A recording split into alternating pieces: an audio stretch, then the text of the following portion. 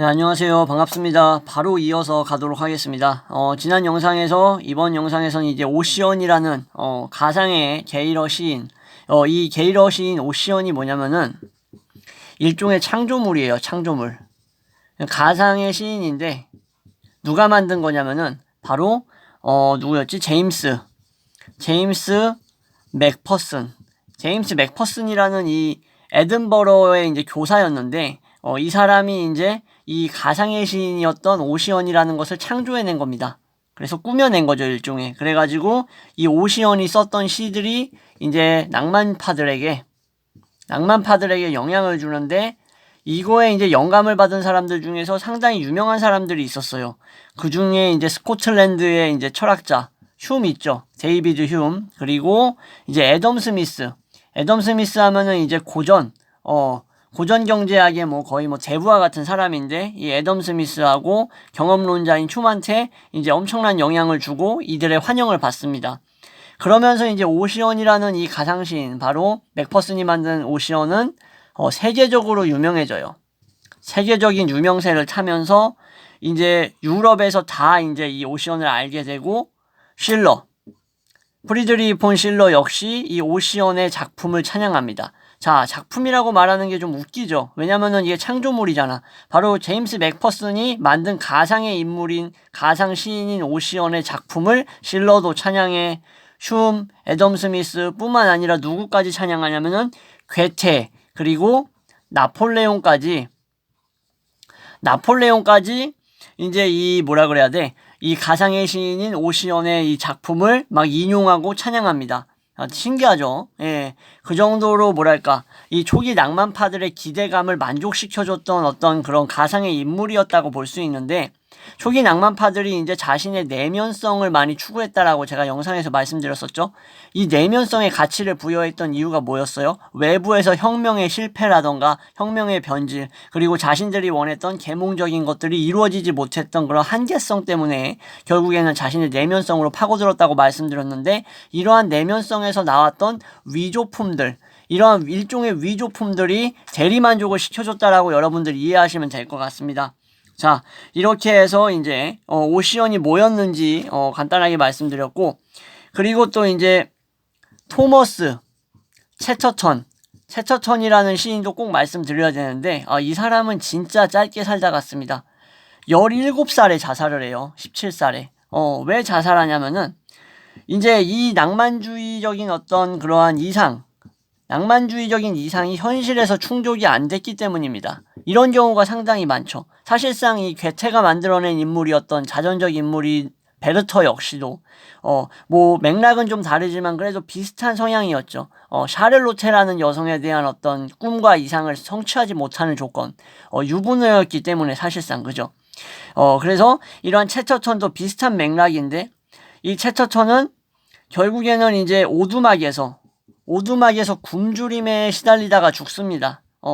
그래서 이렇게 체처턴의 죽음을 통해서 이게 뭘 상징하냐? 바로 낭만주의 예술가들의 운명을 상징하는 게 아닌가 하는 말들이 나와요. 그러니까 일종의 이미지가 된 거지. 낭만주의 예술가들은 스스로 병 들어가지고 사회에 적응 못하고 이렇게 죽어버릴 것이다 라고 얘기를 하는데, 여기에 이제 워즈워스가 누구였죠? 예, 영국의 낭만파였고 콜리지와 친했으며 호반파 시인이었죠. 바이런이 비판했다라고 말씀드렸죠.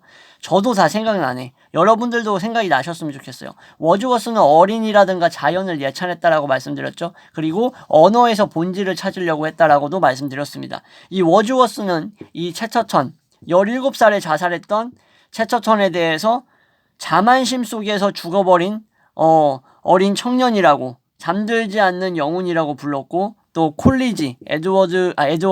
워즈워스의 친구였던 콜리지 역시도 일종의 추모시, 애도시를 지어가지고 체처턴에게 바쳤습니다. 그리고 키츠라는 또 유명한 시인이 있죠.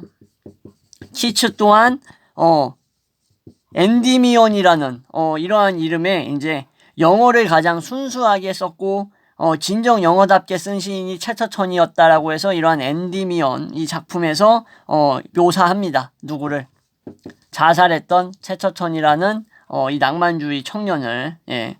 자, 그리고 이 알프레드 드 빈이라는 이 이제 낭만파 시인은 이제 희곡에서 자신의 희곡에서 희곡 이름도 아마 최처천이었던 걸로 기억해요. 이 자신의 희곡에서 이 물질주의가 부숴버린 물질주의가 개 박살을 내버린 한마디로 최처천은 순교자였다라는 식으로 글을 띄워주기 시작합니다. 자, 그래서 결국에는 이 오시연처럼 이 최처천 역시도 낭만주의에서 정말 많은 점을 말해줄 수 있는 사람이죠. 결국 결말이 어떻게 끝났는지 아니면은 그들의 이상과 그들의 목적이 얼마나 괴리가 있었는지 어떠한 형태로 변질됐는지를 다 지금 보여주는 사례예요. 지금 말씀드린 게. 자, 그러면서 제가 저번 시간에 나폴레옹도 말씀드렸는데 너무 간단하게 말씀드리고 넘어갔기 때문에 좀 더 집중적으로 들어가 보도록 하겠습니다. 이 보나파르트 1세에 대해서. 나폴레옹은 정말 평가가 양분되는 인물이에요. 극과 극이지. 이 사람이 뭐 경영자야? 침략자야? 아니면은 뭐 영웅이야? 뭐야 도대체. 내리기가 어렵다는 거야. 정의 내리기가. 사실상 신고전주의적인 제국을 건설했던 황제예요. 황제. 그죠? 예. 황제긴 하지만 모험가이기도 했고요. 야망이 어마어마했던 사람이지. 이 코르시카 섬에서 거의 뭐 난쟁이와 같은 키로 얼마나 이 장교 생활을 하면서 무시를 많이 받았어. 주변 이제 찌랭이들한테. 그러면서 이를 갈았던 사람이잖아. 그죠? 자, 혁명군 지휘관이었던 나폴레옹이 1799년에 쿠데타를 일으키면서 결국 공화국 프랑스 혁명이 끝나고 공화국이 돼버린, 사실상 뭐 공화국이라고 했지만 뭐 공포정치 하면서 마탱이 간 공화국이었죠. 이러한 공화국이 돼버린 곳을 집정관으로서 자리 잡으면서 결국에는 황제 자리까지 올라갔던 인물. 1804년에 대관을 하죠. 자, 그러면은 이 사람은 프랑스 혁명의 어떤 이상이라는 것을 창탈한 인간이었을까요? 아니면은 이 사람은 이 낭만주의 정신을 유럽에 수출했던 위대한 인간이었을까? 도대체 이거에 대해서는 참 알 수가 없겠지만 그래도 스페인이라든가 독일과 같은 나라는 나폴레옹을 침략자라고 받아들이죠. 그죠? 예. 자, 그래서 저번 시간에 또 말씀드렸다시피 베토벤이 영웅 교향곡을 나폴레옹에 바쳤지만 지가 황제라고 자기 자신을 칭하면서 독일을 침략해가지고 빡쳤다. 베토벤이. 내가 생각했던 영웅이 아니었구나. 뭐 이런 거죠. 자, 나폴레옹을 숭배했던 사람은 상당히 많아요. 일종의 해방자로서도 여겼고, 공포정치로부터의 해방자, 역사의 변화를 구현했던 인간, 거인과 같은 인물, 프로메테우스적인 인물이라고까지 부르는 사람이 있습니다. 프로메테우스가 바로 힐랍 신화에서 뭐예요? 인류에게 불을 가져다 준 사람이죠. 그 대신에 독수리에게 간을 계속 쪼이면서 간은 계속 재생되고, 간이 재생되면은 재생되는 냄새 맡고 독수리 또 날라와가지고 절벽에 묶여있는 프로메테우스 간 또 쪼아가고 계속 반복돼. 마치 시지프와 같아. 끊임없이 돌덩이를 산 위로 올려야 하는 시지프와 같은 일종의 인간 운명이 어떤 그 연속성을 상징한다라고 볼 수 있지만, 아무튼 이러한 낭만적인 이상형으로서 좀 이렇게 나폴레옹이라는 인간을 볼 수 있을까? 이런 것은 우리가 앞으로도 좀 더 고민해봐야 할 문제라고 생각을 합니다. 자, 나폴레옹은 사실상 중산계급 출신이었어요. 나폴레옹 뭐 처음부터 귀족 아니었습니다, 여러분들. 예, 오해하시면 안 돼요. 스스로 일어선 사람입니다. 그래서 우리가 어떻게 보면 이러한 부분에 대해서 높게 평가하고 사실상 민족주의자라고도 부를 수 있겠죠, 그죠? 그리고 이 사람은 개혁을 추진했죠. 개혁을 추진하면서 제도화시킴으로써 어떻게 해요? 바로 혁명을 이식하려고 혁명을 확대했던 사람이에요. 그리고 봉건제를 철폐하긴 했습니다. 봉건제 철폐. 이거는 뭐 잘한 일이죠. 사실상 공과 사를 구분하면, 공과 사라고 부르면 안 되지. 갑자기 그 단어가 생각 안 나. 업적과 업적이 아닌 것을 나누는 그 단어들이 있었는데, 한 글자였는데, 갑자기 생각이 안 납니다. 자, 아무튼, 그래서 이제 지방정부를 나폴레옹은 중앙 통제에 뒀습니다. 이게 아무래도 반란을 방지하려고 했는지 아니면 좀 더 효율적인 통치 때문에 그랬는지는 여러 가지 이유가 있었겠죠. 그리고 시장이라던가 지사, 오늘날의 어떤 시장 지사와 비슷한 어떤 그런 것들을 임명하게 되죠. 중앙을 이제 지방 통제의 어떤 중심지로 삼으면서 그리고 나폴레옹은 또한 법전까지 만들어내죠. 나폴레옹 법전이라고 부를 수 있는 일종의 이게 민법전이에요. 민법전까지 이제 만들어내면서 그러면서 이제 그가 이제 권자에서 이제 밀려나면서 없어질 거라고 생각했지만 밀려난 뒤에도 다른 소국들에서 뭐 이탈리아라던가 프랑스 같은 다른 소국들에서 계속 사용됩니다. 뭐가? 나폴레옹 민법전이. 라틴 아메리카 몇몇 나라들은 이러한 나폴레옹의 법전을 그대로 가져다 씁니다. 자, 이런 의미에서 봤을 때 나폴레옹은 대단한 인물이고 혁명자였죠. 그죠? 그러면서 동시에 민족주의적인 뭐랄까, 반란에 씨를 뿌렸던 장본인이기도 했어요. 점령을 통해서 그가 뭐 친절한 방식으로 다른 나라에 들어간 게 아니잖아. 점령을 통해 들어갔잖아. 그리고 또 뭐야? 간접적으로는 또 어떻게 했어?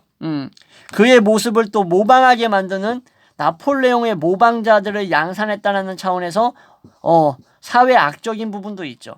그가 직접적으로 하지 않았지만 간접적으로 나폴레옹의 모방자들이 나오면서 일종의 어떤 민주주의적인 어떤 그런 시대에 살았던 인물들, 이러한 사람들에게 어떤 통치의 근거를 제공했던 누구에게? 바로 독재자들에게 통치의 근거를 제공했던 의미에서 약간 위험하지 않았을까. 나폴레옹이란 인물이 그렇게 생각합니다. 자, 프란시스코 고야. 프란시스코 디 고야. 자, 누굴까? 화가예요, 화가. 왜 얘기 나오냐? 스페인 낭만주의 얘기해야 되니까, 스페인 낭만주의 얘기해야 되니까 스페인의 거의 뭐 3대 화가 중에 하나였던 고야를 얘기 안 할 수가 없지. 자, 마드리드에서 카를로스 4세, 당시 왕이죠. 이 왕의 궁정화가였던 사람. 궁정화가였던 고야는 자, 병을 앓으면서 베토벤처럼 귀가 먹습니다. 그러면서 카톨릭, 당시 스페인이 카톨릭의 거의 뭐랄까 산실이라고 표현하기보다도 카톨릭의 중심지였지. 언제부터? 합스부르크 카를 5세 시기부터 사실상 카톨릭이 어마어마하게 강해지면서 카톨릭 대국이 스페인이었는데 여전히 이어져 오고 있었으며 가톨릭적인 이러한 것에서 부패도 엄청나게 많이 일어났었다. 구교의 부패가 일어났는데 이거를 바로 프란치스코 데 고야라는 화가가 이제 귀가 먹으면서 풍자하기 시작해요. 풍자한 판화집 이걸 뭐 카프리초스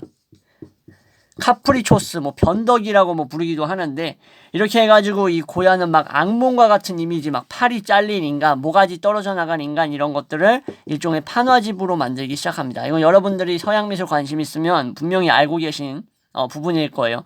고야는 되게 고직적 낭만주의를 보여줬다라는 차원에서 의미가 있는 겁니다. 제가 왜 갑자기 고야 얘기하면서 스페인 얘기하냐? 스페인 낭만주의에 있어서 고직적 낭만주의를 누가 보여줬다? 고야가 판화집을 통해서 보여줬다라는 거. 그러면서 계몽주의에 대한 의혹의 시선을 보냈던 거야. 나폴레옹 시대 때 고야도 역시 존재했다라고 볼 수 있는데 이 고야 역시 이러한 어떤 계몽주의적인 신고전주의 사고방식에 대한 의혹이 있었지. 왜냐면은 나폴레옹이 사실상 이러한 전제 정권, 왕정을 해방시켜주겠다고 스페인 갔는데 스페인 사실상 카를로스 몇 세였다 그랬지 내가? 4세. 4세랑 사실상 뭐 맞부닥친 것도 아니고 그냥 민중학살만 했거든. 스페인 가가지고. 이 고야 그림 중에서 스페인 민중학살하는 그림이 있어요. 그러니까는 나폴레옹이 어떻게 해서 혁명자고 위대한 인간이냐, 침략자지 라는 얘기가 나온 거죠. 예. 스페인이 프랑스에 점령되면서 나폴레옹 형인 조셉 보나파르트가 있습니다. 나폴레옹 보나파르트의 형이에요. 조셉 보나파르트가 이제 통치해요. 어디를? 스페인을 통치합니다. 자, 그럴 때도 역시 고야는 화가로 남아 있었어요. 그러나 궁정화가라고 보기엔 좀 어려웠고, 고야는 이 나폴레옹 시대의 이 프랑스의 자유주의적 문화에 상당히 호의적인 인물이었는데, 고야는 상당히 애국심이 강했죠. 예. 그래서 이 애국심이 거기에 나타납니다. 자신의 회화 작품에 나타나긴 해요. 자, 고야가 발표하지 않았던 작품이 있는데, 거기에는 이성의 어떤 불빛조차도 찾을 수 없는 암흑과 어둠이 도사리고 있어. 이 뜻은 뭐예요? 고야가 쥐가 먹으면서 야, 인간이 이성적인 존재라고 볼 수 있어? 아니야. 인간은 감성과 욕망에 휘둘리고 비참하고 처참한 존재라고 생각을 했던 겁니다. 자기가 이제 병듦으로써 이제 이 생로병사의 어떤 그런 느낌을 깨우쳤던 거지, 일종의. 이해되시겠죠? 자, 프랑스 식민지가 또 아이티가 있었는데 나폴레옹이 지배했던 곳이죠. 네, 점령했던 곳. 아이티에서는 근데 다행히도 나폴레옹의 존재, 보나파르트의 존재가 좀 멀리 떨어져 있는 느낌이었어요. 프랑스 공화국이 이제 노예제를 폐지했죠. 노예제 폐지한 것에 이제 영감을 받은 거야. 우리도 한번 해볼까? 그러면서 라틴 아메리카의 독립정부를 최초로 수립하게 됩니다. 이거는 또 나폴레옹의 또 긍정적인 영향이었지. 사실상. 나폴레옹이 근데 이렇게 했듯이, 여기에 이제 투생, 루베르티르라는 인간이 있었어요. 예, 아이티에. 근데 얘는 또 이제 이런 노예제 폐지 같은 것들은 답습을 했지만 안 좋은 것까지 배운 거야. 좋은 것만 배운 게 아니야. 뭐를 안 좋은 걸 배웠어? 총통으로 나폴레옹이 했듯이 부임을 합니다. 부임해가지고 원수가 돼버리는 거예요. 자, 이 투생은 식민지의 이 장악력을 유지하려고 했던 나폴레옹의 시도를 물리쳤어요. 근데 그러면서 미국이 프랑스로부터 나중에 이제 여러분들 루이지애나를 사들입니다. 이 루이지애나가 미국 본토가 아니라 프랑스로부터 사들인 건데 이때 이제 누구 영향이었어? 아이티를 다시 장악하려고 했던 나폴레옹이 실패한단 말이야. 왜 실패해? 제가 말씀드렸던 이 투생 때문에 실패한다고. 투생이 이제 야, 우리 필요 없어. 프랑스 이 식민지에서 벗어나자. 독립정부 수립하자 하면서 나폴레옹을 멋지게 물리쳤기 때문에 나폴레옹이 이 아이티를 다시 장악하는 게 실패로 돌아가고 또 미국이 프랑스로부터 큰 그림으로 뭐예요? 루이지애나를 사들인다고. 참 대단한 일을 한 거지. 이 투생이란 인물이. 자, 이렇게 해서 이 나폴레옹의 정복에 또 대항하는 다른 나라들이 있었다라는 거 여러분들한테 말씀드리고 싶었던 거예요. 그러니까 나폴레옹 정복에 대항하려는 민족주의들이 결국 끈질기게 살아남았다. 그러니까 나폴레옹이 자신이 민족주의자였지만 네가 니네 민족 소중한 만큼 뭐야? 우리도 우리 민족 소중해. 니네만 민족 있는 게 아니야.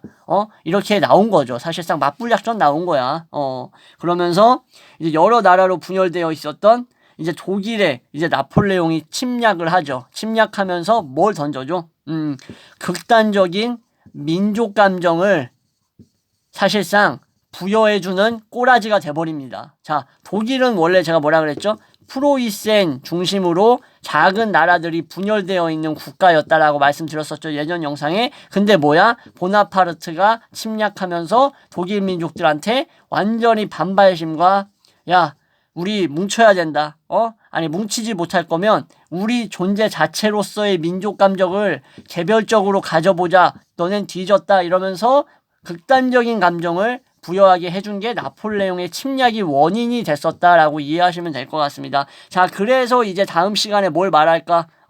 독일 제가 예전 영상에서도 독일 낭만주의 다루겠다 했는데 집중적으로 다루진 않았던 거 기억하시죠? 그게 바로 이 큰 그림이었습니다. 바로 독일 낭만주의를 진정한 독일 낭만주의를 다루기 위해서 지금까지 유예시켰던 거야. 그래서 예나 단계고 베를린 단계라고 나눌 수 있는 이 독일 낭만주의의 두 요소, 두 측면을 바로 다음 시간부터 다루도록 하겠습니다. 지금까지 시청해 주셔서 감사합니다.